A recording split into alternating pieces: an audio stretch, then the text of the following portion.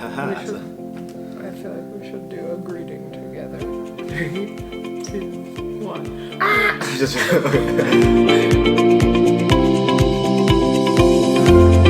What's up, tribe?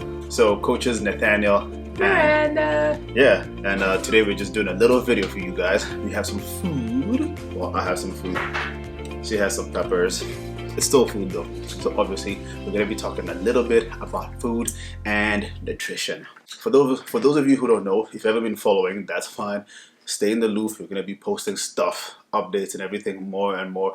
We're just beginning. But going back to this, for those of you who don't know, we just had a baby 8 months ago. I forget how old it is. 8 months ago. And Miranda had an incredible transformation shortly after he was born. So she started training around 7 weeks under my guidance. Made her program, and that's it. She was just doing at-home workouts. Started off pretty simple, some body weight exercises, some core strengthening exercises. Yeah, I feel like you didn't even first couple of weeks you just told me no bands. Get mad at me if I wanted to do stuff. She wanted to use resistance bands, so the little mini bands that ladies like to wear around their thighs, for those glute pumps. I told her no resistance bands. I mean, she hadn't worked out in almost 2 months, so just had a baby, we had to take things nice and easy. So yeah, for the first few weeks I forgot about that, but I remember I was like, no bands, you're gonna fight if you use bands, or I'm gonna fire you as a client if you use bands. So she actually didn't use bands. So a lot of people might think she did intense stuff. Nah, she didn't. They're half-hour workouts. Yeah, and they were at home. I mean, she had a kid. Well, we have a baby, so she was responsible. She was a mom, so she can't be. She didn't have the time. But, 4 days a week. Yeah, that's another thing too. 4 days a week, no cardio. Zero cardio. Cardio was going for walks. Yeah, I went for walks. Yeah, we went for walks, and I mean But that was more for sanity and activities with the baby versus part of the transformation. Yeah, so that's it. So now you know a little bit about the transformation. Maybe I'll actually post photos in here, so you can see the before, you can see the after.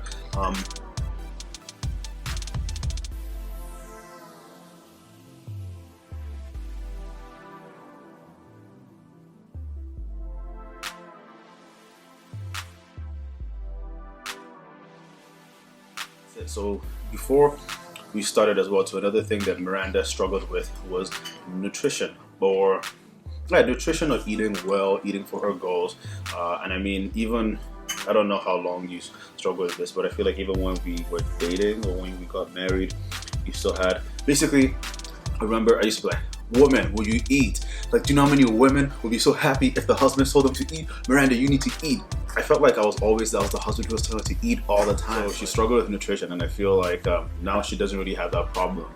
She doesn't struggle with nutrition, or she doesn't struggle with eating.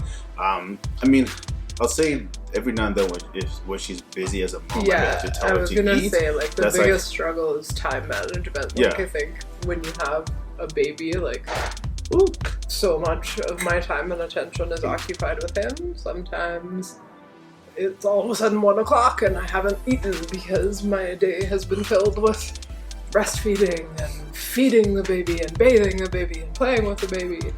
But I recognize that now. Before, it would have been, oh, I haven't eaten all day, good for me, low-cal day. Now it's, oh my god, I haven't eaten all day, I better start eating now. There, but you said something which I really, really like right now, and it's your change from before you would feel like, oh yeah, I missed a meal, yeah, that's good, but how come you don't feel that way now? How come you don't feel good about missing meals? Do you feel bad, or explain? There's so much to it. I mean, I think first and foremost is kind of that mindset motivation. I was very much trapped in a weight control kind of focus. That was how I thought of, I mean, food certainly, but exercise to an extent as well. That I wanted to maintain a certain size, and I mean, in the past, it was definitely wanting to be really small, wanting to be as skinny as possible. And I overcame that struggle, but it was still kind of a focus on appearance, a focus on body size, maintaining a certain appearance, maintaining a certain size. And again, the messaging, the misinformation is basically you eat 1,200 calories and you'll lose weight or you'll be thin, and just this really, really ingrained idea of restriction. But in becoming a mom, I guess reality just really sunk in, like how much of my life, my potential, I had been wasting just thinking about how I looked. So yeah, my motivation changed first and foremost. Like in becoming a mom, I didn't want that burden for my life going forward. I didn't want it being something that my son ever witnessed. I didn't want him thinking that women were preoccupied with body size or preoccupied with weight, preoccupied with appearance. And yeah, there's just so much mental energy and space that was occupied by my relationship with food, by controlling my food intake, by controlling my body size and appearance. Like it really consumed so much of me. Because I mean, in the beginning, like I said, I was talking about her transformation. I was talking about she started working out around May. There was a little bit of nutrition stuff that happened as well too. He educated her a little bit on nutrition and how to eat and fuel her body for her needs. She was a new mom. She was breastfeeding, and so she needed enough calories just so that she wouldn't. I didn't want her to undereat, because I know that's the tendency for most people when they want to start losing fat. They're always thinking, or burning fat. They're always thinking, you know what? I need to undereat. I need to restrict myself. I need to eat less. And so that's it. I wanted to make sure that wouldn't happen because I was concerned for her safety and the safety of my son. I wanted to make sure there was adequate milk supply so her little man could grow to be big and strong, and I wanted to make sure mommy was going to be fine. Also, in learning about nutrition throughout the journey and kind of realizing I can actually eat quite a lot of food and I can feel full, I can feel energetic. I mean, one thing I think for women, like the fat component, fat, I mean like the nutrition you're intaking, the fat, actually, the fat you're eating, okay. And the impact it has on hormones. Like I find now that I actually eat a reasonable amount of fat in my diet versus trying to eat a super low fat diet, my moods are more regular. Granted, and I'm a happy man. Postpartum hormones are wild. However, in general, day-to-day general, I feel like my mood is a lot better. Like there's all this mental space kind of freed up now for the rest of my life. So I guess like when I realize I haven't eaten enough in a day, I think that was kind of your original question. Like before, again, it was this restriction, this like, oh, well, if I'm in a deficit, then maybe I'll lose some weight, maybe I'll get smaller, or even like today we'll make up for another day where maybe we decide to go out and get fast food. Like it was all kind of this mental calorie math basically, versus now it's, oh, I haven't eaten enough.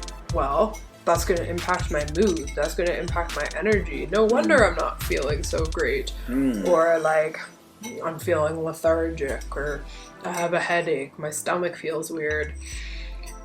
So many different ways that I notice my body physically responds. It's more why am I eating the food? To be healthy, to nourish my body, to make sure there's milk for the baby. Like it's completely different now. Like the thought doesn't even occur to me like, oh, I'm on a low calorie day. That thought doesn't occur to me anymore. It's like more, oh crap, I haven't fueled my tank, I better put some fuel in. Yeah. It's actually funny that she uses the word fuel because the fuel is something I'll say I brainwashed her into thinking or believing, because that's actually how I coach nutrition with to my clients. The thing is, horses don't eat for pleasure. Horses don't just, oh, you know, I'm bored, let me just eat some grass. Oh, I had a bad day, oh, let me eat some grass. What I was trying to say is, as humans, we've complicated food and we've turned it into this thing that, oh, you know what, I'm having a bad day, let me eat something. I actually prefer to put it on like this. I'm having a bad day, let me eat something. Or, you know, oh, I did something good, like we've turned it into something that it's supposed to keep us. I worked out, let me reward myself. Exactly. Oh, that's actually the word. Oh, I worked out, and let me go have a burger. Oh, I can have some pizza. No, food is not like it can be a reward. Like, using food as some sort of, you know, thing other than what it's meant to be, fuel, is kind of what I like to think the problem is. So when I'm coaching clients, I just want them to understand that food is fuel. If you can understand that food is fuel, most likely you won't have too much of an issue eating it, because you know you need fuel, you need energy to do stuff. So that's it. Yeah. No, that's it.